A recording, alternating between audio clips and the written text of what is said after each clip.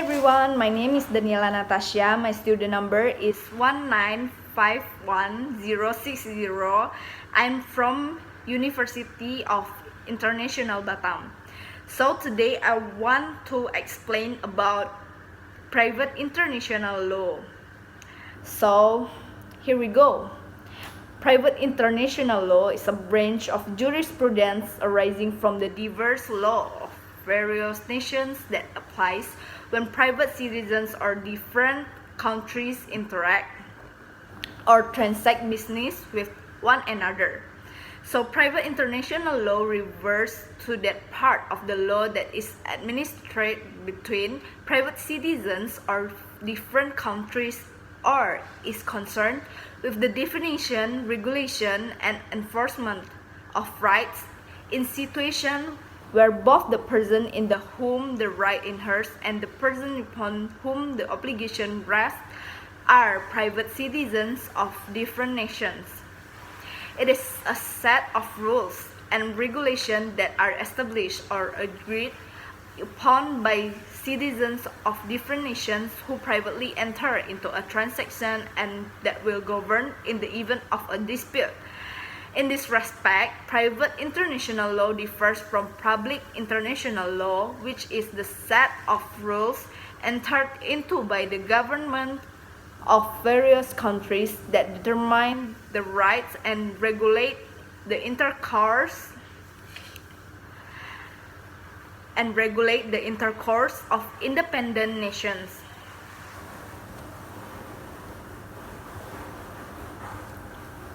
Private international law or international private law governs the choice of law to apply when there are conflicts and the domestic law of different countries related to private transaction. This means that there is a dispute or transaction that involves one of the following. First, what jurisdiction applies? This is example, choice of court or forum selection or envoy or transfer of proceeding. The second, choice of applicable law. The third is recognition of or enforcement of a foreign judgment. So the conclusion of the private international law meaning is a set of rule principles or national legal rules meant to regulate events or legal relationships that have foreign element. So we go to the history of private international law. First, in ancient Rome, all problems arising as a result of the relationship between the Romans and foreign merchants were resolved by the special court judges called praetor peregrinis. The law used by the judge is basically the law applicable to Roman slaves, namely ius civil, which has been adapted for international relations and it later called ius gentium. Like ius civil, ius gentium also contains rules which can be categorized into ius privatum and ius publicum. Ius gentium, which became part of ius privatum, developed into private international law. Meanwhile, ius gentium, which is part of ius publicum, has developed into public international law.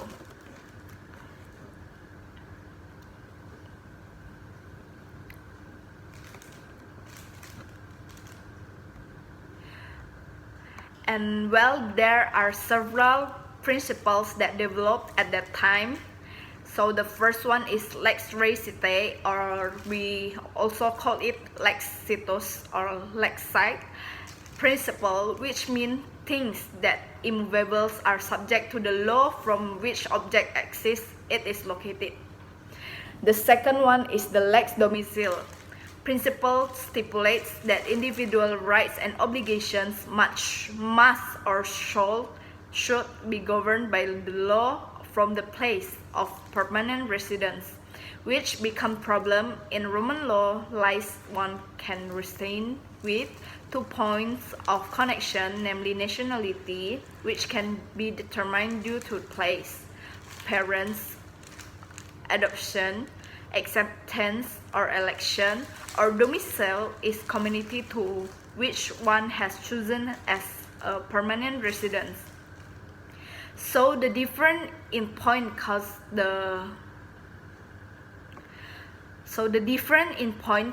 the problem of which law must be used, law of origo or the nationality one, or the domicile. And the third one is the lex loci contractus. Principle stipulates that the agreements are involving citizens party from different provinces by law from the place where the agreement was made. So move on to the another theories that founded, which is universal private international law theories. First of all, von Watcher has his opinion about international law forum was just made for and just can be applied just for the local case. So in private international cases, that forum must provide private international rules or choice of law rules which will determine that law should apply.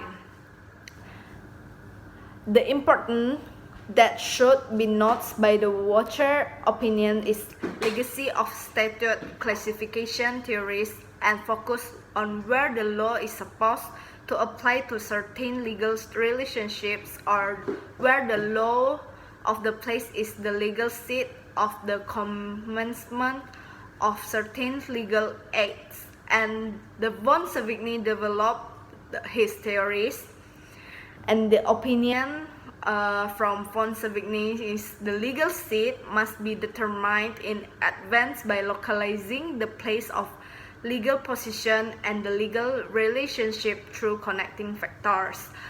So in private international law, we must know what connecting factor is.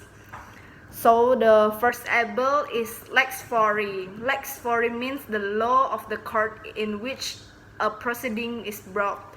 So the second one is lex causa, which states laws are more relevant to the issues. The third one is lex patriae, the law of nationality. The fourth, lex domicile, the law of domicile, where the man or the person is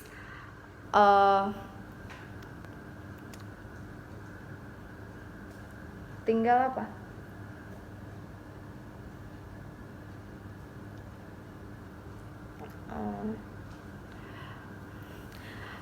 The fourth, lex domicile, the law of domicile, and the sixth was lex loci contractus, the law of the place where the agreement is made or signed. And the seventh, lex loci actus, the law of the place where a transaction physically takes place. And the eighth, lex loci celebration is the law of the place where the wedding was held.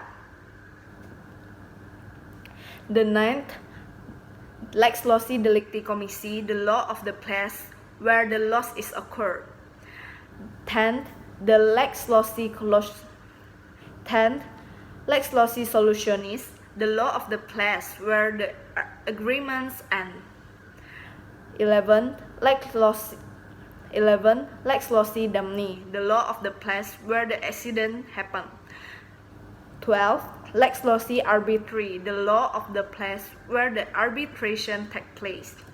So after we know about connecting factors, we just move on to the next is characterization. So the purpose of characterization is helping us to solve a case, to see which states law have the adjudication for solve the case, or which choice of law that's suitable for the case. So after we know about the connecting factors, we move on to the next is characterization. So the purpose of the characterization just to help us to solve a case, to help us to know which state law are more suitable, or which choice of law that have the adjudication to solve the case. And then when we are doing the characterization, we will find out incidental questions at the same time. So to make it easier to understand, so I'll give an example.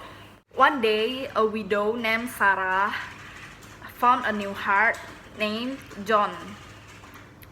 Exactly 3 months close together, they both immediately continued their marriage in Italy. John and Sarah chose to settle in Singapore and accumulate wealth for a happy life in old age. But it turned out that expectations don't match reality. After being married for 2 years, John and Sarah's personality doesn't match anymore and they have to dispute. Until John turns out to have an affair named Liu. They have carried out a marriage in China and their marriage is legal in China. So the reason why Liu is wanted to marry John because John told her that John have many assets in Singapore, and so that's why Liu married to him and they plan to settle it in Singapore, which they will move to Singapore. And then when after their marriage lasted 1 month and had settled in Singapore, Liu's second wife,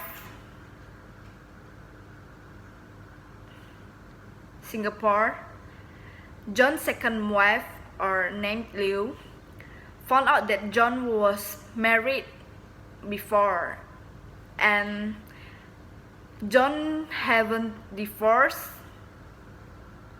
with his first wife. Later, Liu filed for divorce and claimed all of John's assets in Singapore. But another things come.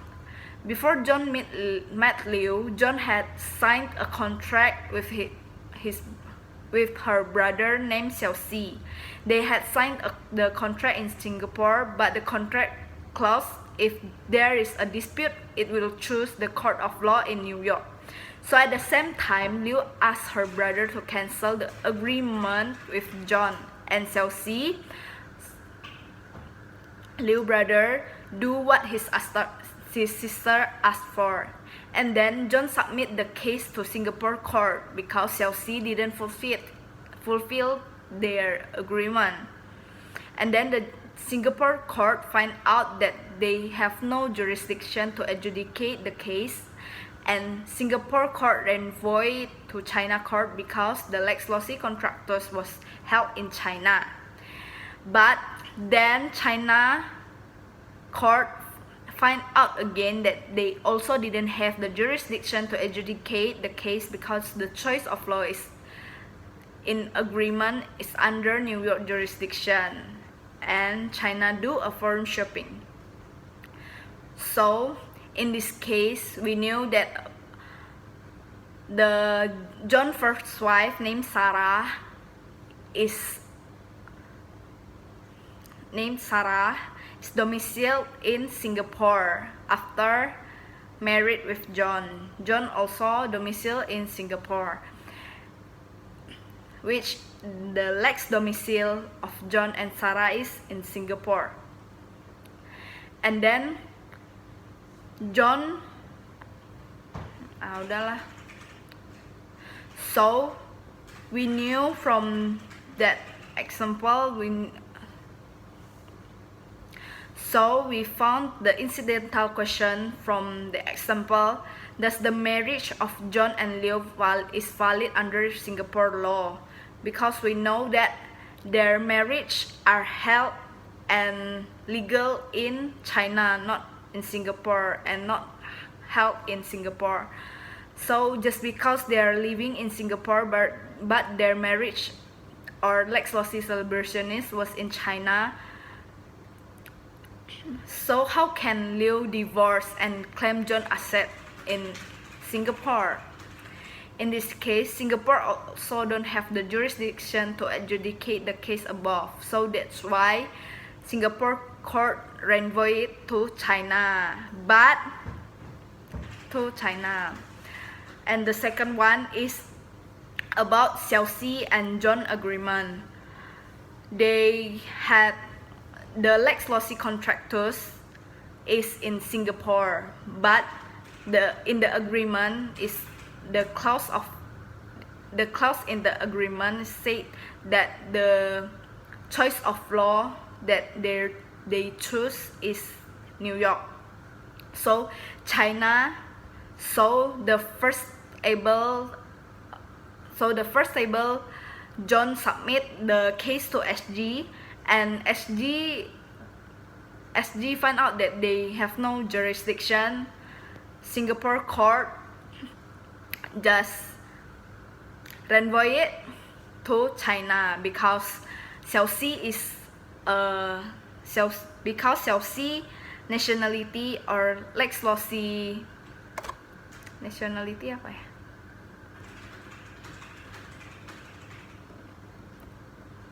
Because Xiaoxi lex loci, because the lex patria of Xiaoxi is China, but after that China also found out that they have no jurisdiction on that. China do a foreign shopping.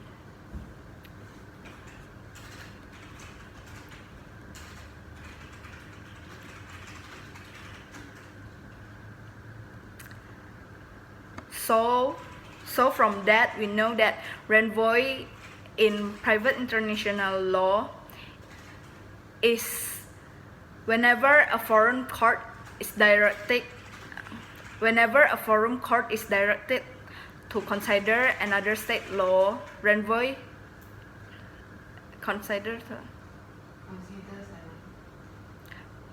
is a part of choice on rule. So we know that renvoy is a part of choice of law rule, and it is So from the example we know that renvoy is a part of choice of law rule and is potentially be applied. So from the example we know that renvoy is a part of choice of law rule and is potentially be applied whenever a foreign court is directed to consider another state law. And then now the other one is forum non-convenience. Forum non-convenience is common law legal doctrine whereby a court acknowledges that another forum or court is more appropriate and sends the case to such a forum. In either way, forum non-convenience means that a court can choose another court that more capable to adjudicate the dispute. Just like the case that okay. And next, forum shopping is practice of choosing the court that has the most favorable rule or law for the litigants, but party can forum shop when more than one court has jurisdiction over the dispute. So to avoid forum shopping, when you make an agreement or contract, parties to a contract may inserting a forum selection clause or a choice of law clause in their contract. And then least alibi pendens literally means dispute elsewhere pending. So the definition of least alibi pendens is a dispute with the same facts may not be registered in two different courts. Why we need least alibi pendens and why we should not register a dispute in two different courts because if two courts heard the same dispute, it is possible that they will make inconsistent decisions. In lis alibi pendens, there are two rules. The first, res adjudica, generally is the principle that a dispute may not be relitigated once it has been judged on the merits. If this rule didn't exist, litigation might never end. So the second one is the trial of the same fact cannot be started in the second court if dispute is already pending in another court. Okay, that's all.